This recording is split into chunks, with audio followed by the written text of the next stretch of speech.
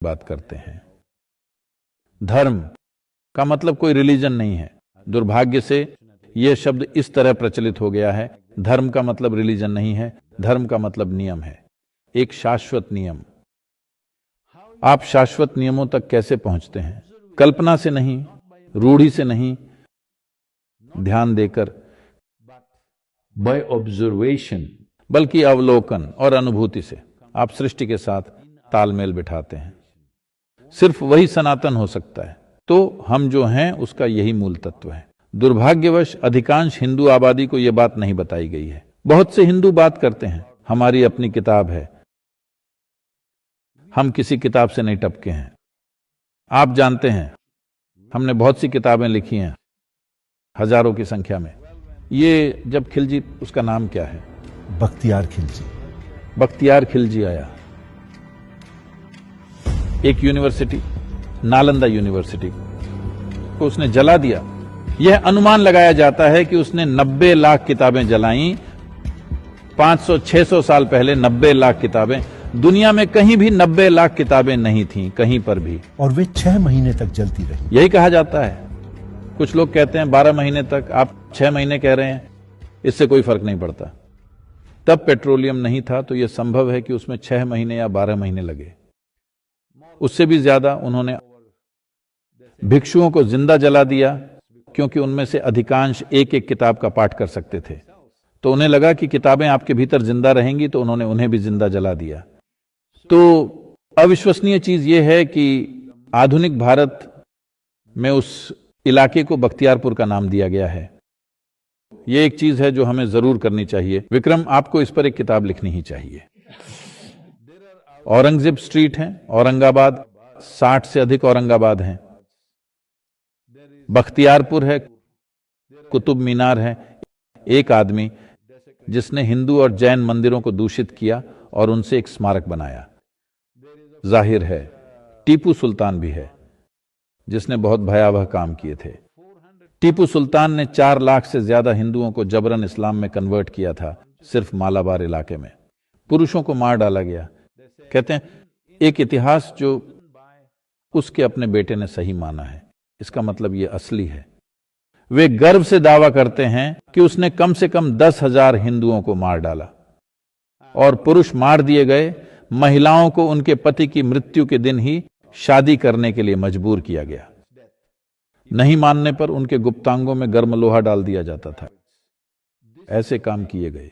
और मेरे मन में इस्लामी शासकों के खिलाफ कुछ नहीं है, क्योंकि वह हमारा इतिहास है। हमने उन्हें आने दिया और वे आए। जिन राजाओं ने परोपकार के साथ शासन किया, आप उनके नाम डालना चाहते हैं तो ठीक है, लेकिन हथियारों, बलात्कारियों, जिन लोगों ने आकर नरसंहार किए और सैकड़ों मंदिरों को अपवित्र किया, उनके नाम हमारे शहरों और सड़कों पर नहीं होने चाहिए। अभी हाल में किसी ने मुझे अपने घर पर आमंत्रित किया, क्योंकि वहां कुछ पायलट मिलने वाले थे। वे बोले, सदगुरु आपको आना चाहिए, आप एक लाइसेंस्ड पायलट हैं, आपको वहां होना चाहिए, वे पसंद करेंगे, सिर्फ 10 मिनट के लिए आकर चले जाइए। मैंने कहा ठीक है, मुझे पता दीजिए, मैं आ जाऊंगा। फिर उन्होंने मुझे पता दिया और उसमें था तुगलक रोड। मैंने कहा मैं नहीं आ रहा। देखिए, आपको समझना चाहिए, इसलिए नहीं कि वह इस्लामी शासक था, बल्कि इसलिए जो चीजें उसने की थी। चाहे कोई हिंदू राजा या ईसाई हो, जैसे रॉबर्ट क्लाइव स्ट्रीट का मतलब है, मैं नहीं जाऊंगा।